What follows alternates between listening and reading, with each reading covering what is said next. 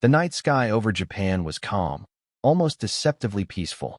Families huddled in silence, soldiers patrolled darkened streets, and commanders assured their people that no American bomber could ever reach their homeland.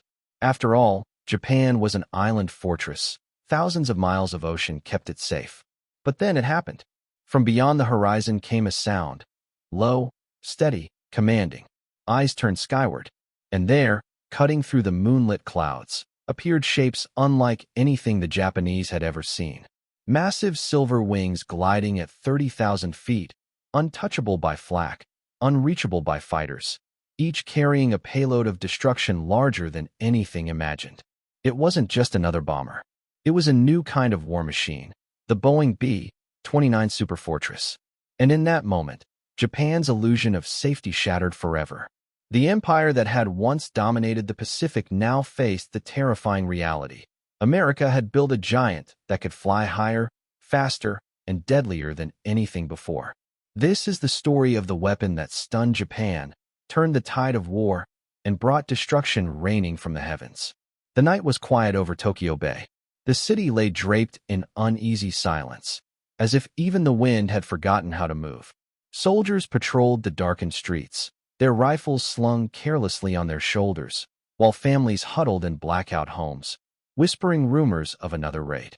Japan had grown used to American bombers coming from nearby islands, B-17s, B-24s, and smaller craft that could be intercepted, fought, and sometimes even destroyed before they reached their targets.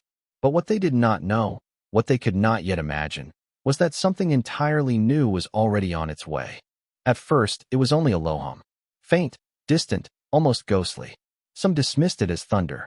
Others, veterans of countless nights, froze in place. They had heard many bombers before, but this sound was different, steady, deep, and powerful. The kind of sound that carried authority. Slowly, heads turned skyward.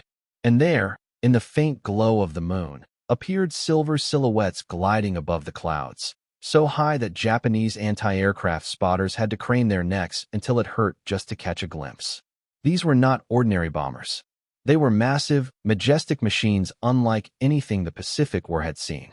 They flew at 30,000 feet, far beyond the reach of most Japanese interceptors, carrying more bombs, more firepower, and more destruction than anyone thought possible.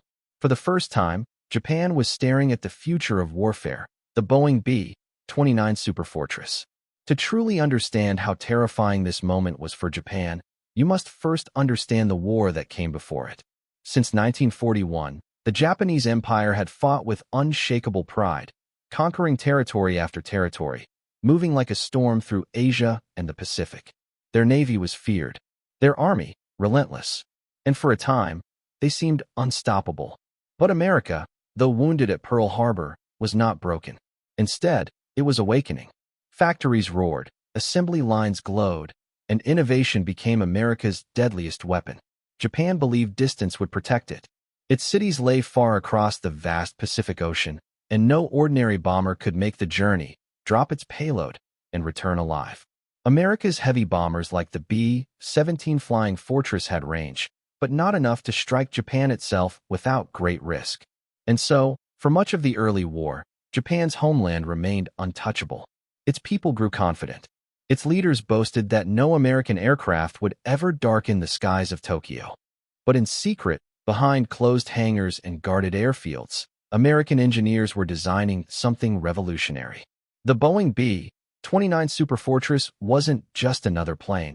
It was an entire leap forward in aviation technology. At 99 feet long with a 141-foot wingspan, the B-29 dwarfed the bombers that came before it. It carried four monstrous RR-3350 engines, each capable of pushing it across the sky with terrifying speed and power. It was pressurized, yes, pressurized, allowing its crew to fly comfortably at altitudes that would leave Japanese pilots gasping for air. And at those heights, Japanese fighters could barely climb high enough to even engage. The B-29 could carry 20,000 pounds of bombs, a payload that dwarfed the capabilities of the B-17. And with advanced Norden bomb sights, it could drop them with shocking accuracy. This was no ordinary bomber. This was a fortress that soared above the clouds, untouchable and unstoppable. Imagine the shock, then, of Japanese soldiers and civilians when they first saw it. The anti-aircraft gunners who had trained tirelessly found their shells exploding uselessly thousands of feet below. Fighter pilots scrambled into their cockpits, only to stall out as they tried climbing into the stratosphere, their engines choking on thin air. Below, commanders shouted into radios, demanding answers. What kind of machine was this? How could it fly so high, so fast, and carry so much death? Let me paint you a scene. It is June 15, 1944. The island of Saipan has just been captured by American forces after brutal fighting. Airstrips are cleared, supply lines secured, and almost overnight, the B-29s begin arriving. Hundreds of gleaming silver giants line the runways, their crews ready for a mission unlike any before. Take the war directly to the Japanese homeland. All right, back to the story. Because Japan was not just shocked by the B-29, they were enraged. And that rage would soon drive them into desperate attempts to fight back, no matter the cost. When the first B-29s roared into action, the Japanese high command could hardly believe what they were facing. For years, they had relied on their island geography, their vast network of bunkers, and the loyalty of their pilots to protect them from American bombers. But now, the game had changed. The Boeing B-29 Superfortress wasn't just another bomber. It was a flying fortress unlike anything the world had ever seen. With a wingspan of 141 feet, powered by 4 mighty Wright-R 3350 engines, it climbed into the heavens and cruised above 30,000 feet. At such altitudes, Japanese anti-aircraft guns sputtered uselessly below, their shells exploding hundreds of feet too low. Fighter planes, like the Nimble Zero, struggled to climb high enough to even engage. For Japan, this was the beginning of a nightmare. In Tokyo, alarm bells rang in command bunkers deep beneath the city. Reports came in. Enemy aircraft sighted at extreme altitude. Impossible to intercept. Generals who once boasted that Japan was impenetrable now realized their fortifications were meaningless. The skies above the homeland, once a symbol of safety, had become a stage for America's new weapon. Pilots scrambled to intercept, but the B-29s flew too high, too fast, and too steady. Japanese fighters often stalled or burned precious fuel just to reach their altitude, only to find the bombers gliding serenely overhead, unleashing destruction on cities and factories.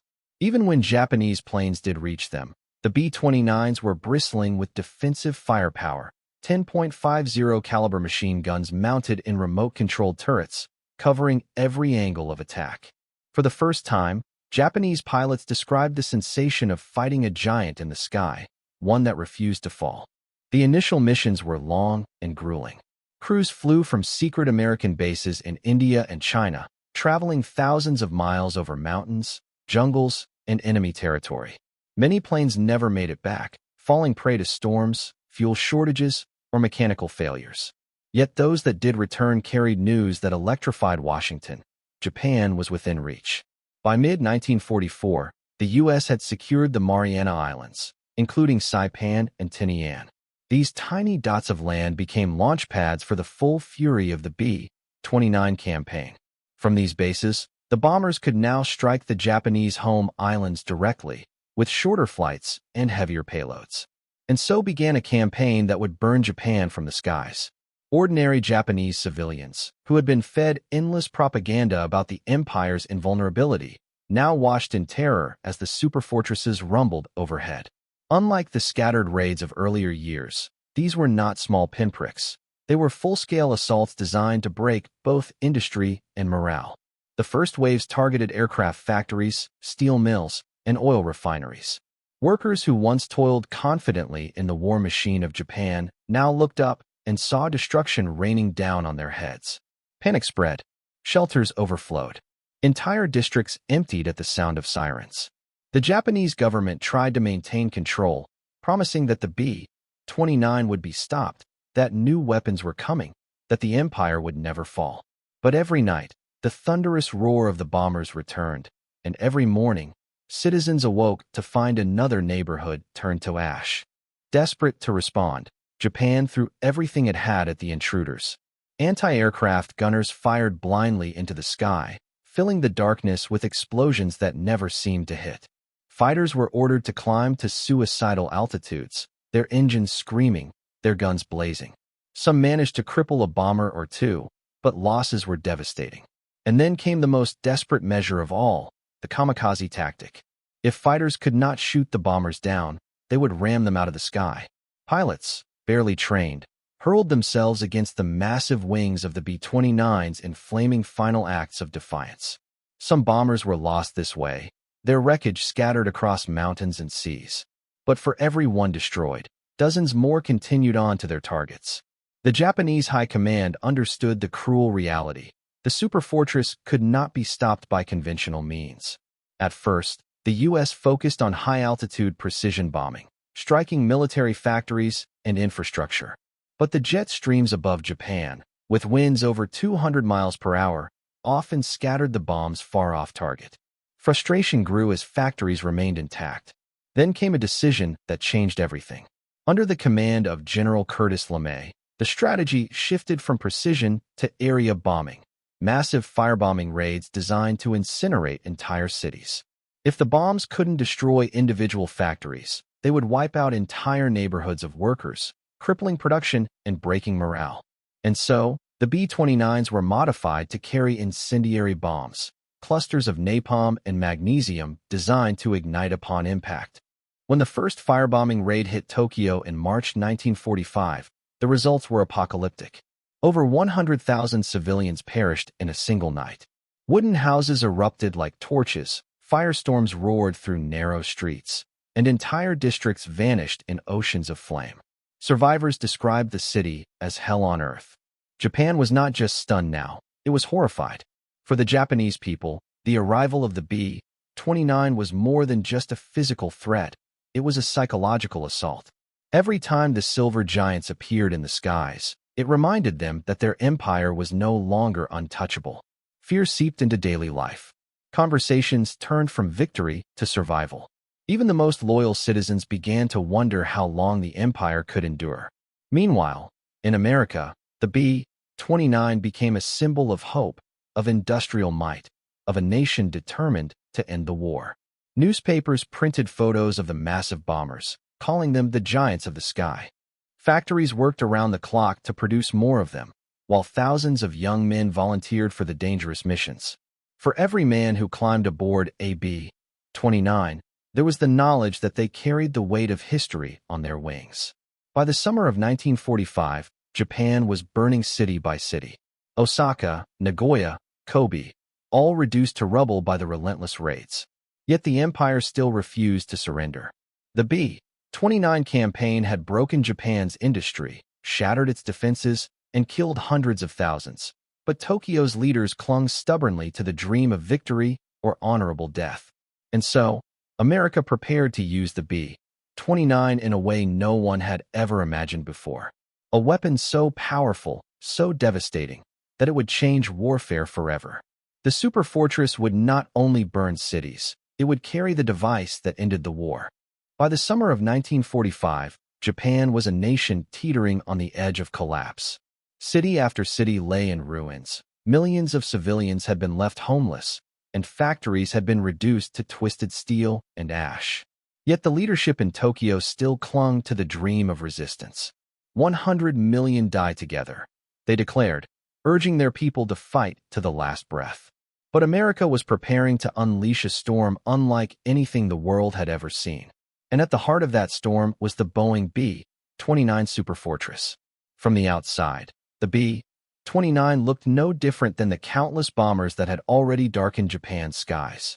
But inside one particular aircraft, tail number 44 to 86,292, was a weapon that would alter human history forever. The crew called their plane the Enola Gay, after their pilot's mother. Its mission was simple, yet unthinkable: deliver the first atomic bomb in combat. At 2:45 a.m., on August 6, 1945, the Enola Gay lifted off from Tinian Island. The bomb inside, codenamed Little Boy, weighed nearly 9,000 pounds. It wasn't just a weapon, it was the culmination of years of top-secret research, a device that promised to unleash the power of the sun itself upon its target. The crew sat in silence as the bomber climbed into the night sky. Every man aboard knew they were carrying a burden that could end the war or change the world forever.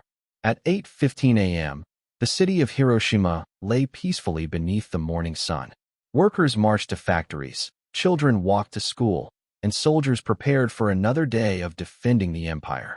No one looked up at the lone B-29 gliding silently above the clouds.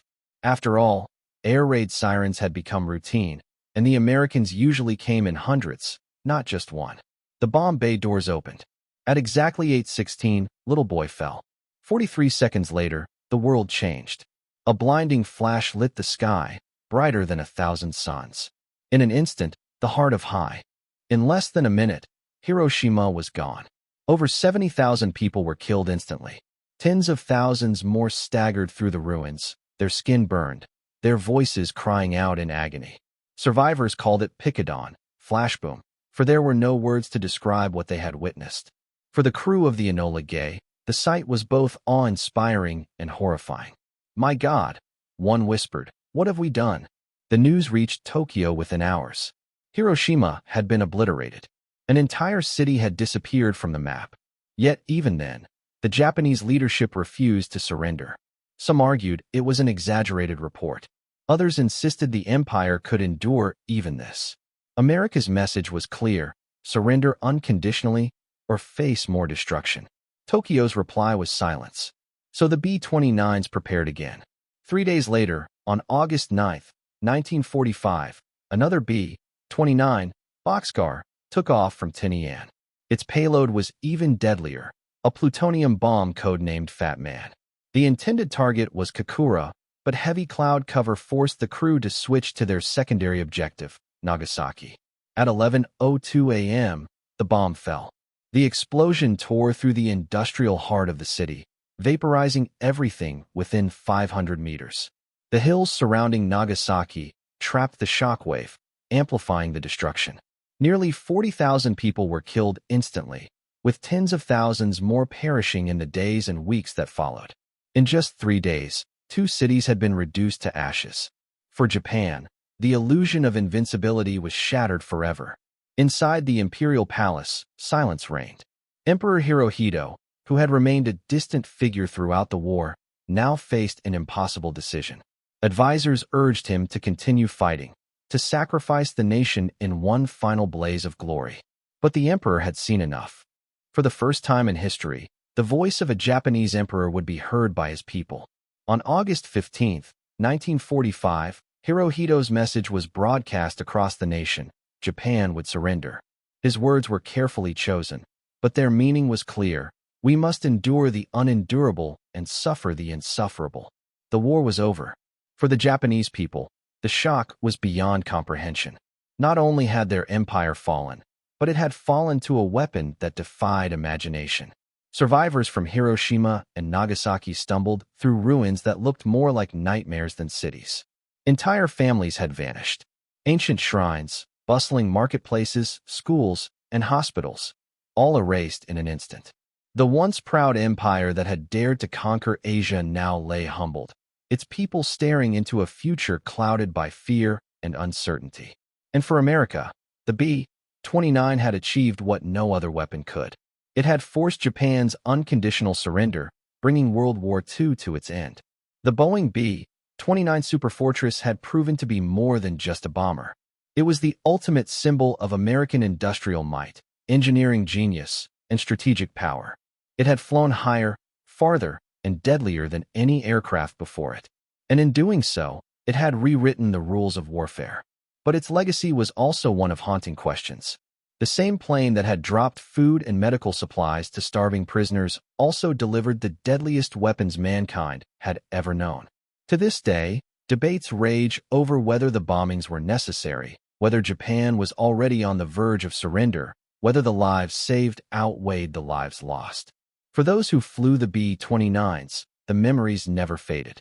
The roar of engines, the endless hours in the freezing sky, the sight of entire cities burning beneath them. They had been the instruments of victory, but also witnesses to devastation beyond measure. When the war ended, the world entered a new era. Nations raced to build bigger, faster bombers, and deadlier weapons. The mushroom clouds over Hiroshima and Nagasaki had cast a long shadow, one that stretched into the Cold War and beyond. But in 1945, one truth was undeniable. The Boeing B-29 Superfortress had stunned Japan, crushed its defenses, and ended the most destructive war in human history. The sky, once a place of freedom and dreams, had become a place of fire, and the world would never be the same again. The war was over. The fires that had once consumed Tokyo, Osaka, Hiroshima, and Nagasaki smoldered into silence. Across Japan, the rising sun flag was lowered for the last time, replaced by a silence that hung heavy in the air. For the people who survived, life became a struggle of endurance. Cities were reduced to rubble. Families searched for loved ones in the ashes. Children wandered aimlessly through ruins, their eyes hollow, their innocence lost. The proud empire that had once declared itself unconquerable now faced a reality more brutal than defeat: humiliation, occupation, and survival under the shadow of its enemy. And above it all, the memory of the Boeing B-29 Superfortress lingered. To the Japanese, the B-29 had been more than a machine. It was a harbinger of destruction, a ghost in the sky that brought fire and thunder. Even years later, survivors recalled the drone of those engines with terror, the sound that meant their world was about to end. On the other side of the Pacific, the story was different. For America, the B-29 symbolized triumph. It was proof of industrial genius, of courage, of a nation's ability to rise to the challenge. Factories had worked around the clock, engineers had solved the impossible, and airmen had endured unimaginable conditions. Together, they had built and flown the most advanced bomber of its age. To Americans, the Superfortress was not only the weapon that ended the war, it was the machine that saved countless lives by forcing Japan's surrender without an invasion. But the pride came with a shadow. Even among the victorious, there was unease. Some celebrated the atomic bombings as necessary. Others whispered that mankind had opened a door it could never close. The same bomber that carried food and medicine also carried death on a scale the world had never seen. In the years that followed, Japan faced devastation. Millions were homeless. Fields lay untended, factories destroyed, railways shattered. But from the ruins, the nation began to rebuild. Under American occupation, reforms transformed Japanese society, politics, education, industry, even culture. And though the B-29 had once been their nightmare, in a strange twist of history, American aircraft would later help Japan rise again, this time as an ally, not an enemy. But for survivors of Hiroshima and Nagasaki, the scars remained.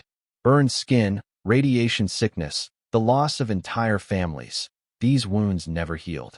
And for them, the Superfortress would forever be remembered not as a marvel of engineering, but as the machine that carried the end of their world. By the 1950s, the age of the B-29 was already fading. Faster jets, deadlier missiles, and new technologies pushed the bomber into history. But its legend endured. Museums preserved it, historians studied it, veterans remembered it. The Enola Gay itself, the aircraft that dropped the first atomic bomb, was carefully restored and displayed in the United States. Visitors stood before it in silence, some with pride, others with grief, many with conflicted hearts. For the men who had flown it, the B-29 was never just a machine. It was hours of sweat and fear in freezing skies, the roar of engines over endless ocean, the sight of entire cities burning beneath them. It was victory, but it was also burden. Even today, historians debate the role of the Superfortress. Did it shorten the war and save lives? Or did it unleash horrors that could have been avoided? Was Japan already close to surrender, or did only the mushroom clouds force the emperor's hand? There are no simple answers. What remains is the undeniable truth. The Boeing B-29 changed history. It forced nations to see the sky not as a realm of freedom, but as a place from which annihilation could descend in minutes. It ushered in the nuclear age, when wars would no longer be fought with swords, rifles, or even tanks, but with the terrifying promise of total destruction. As the decades passed, Japan transformed into a nation of peace, technology, and resilience. Cities that had once been reduced to rubble became bustling centers of innovation. The scars remained, but they were joined by skyscrapers, neon lights, and a new spirit. And yet, every year, on August 6th and 9th, the nation pauses. Bells ring in Hiroshima and Nagasaki. Lanterns drift on rivers. Names of the dead are read aloud. The memories of those 2 days, when the sky fell, are passed from one generation to the next. The sound of the B-29's engines may no longer echo in the skies, but their memory still echoes in history. In the end, the Boeing B-29 Superfortress was not merely an aircraft. It was a symbol of human ingenuity and of human destruction. It carried both hope and horror, victory and tragedy. For Japan, it was the face of an enemy that brought them to their knees. For America, it was the instrument of final victory. For the world, it was a reminder that in the race for power, the line between survival and annihilation had grown razor thin. And as the world moved into the nuclear age, one question remained, whispered across decades: was the cost too high? The war that began with thunder at Pearl Harbor ended with fire in the skies of Hiroshima and Nagasaki. And at the center of it all was a single machine, the Boeing B-29 Superfortress. It stunned Japan, it ended a world war, and it opened the gates to a future both hopeful and terrifying. The roar of its engines may be silent now, but the echoes of its legacy will never fade.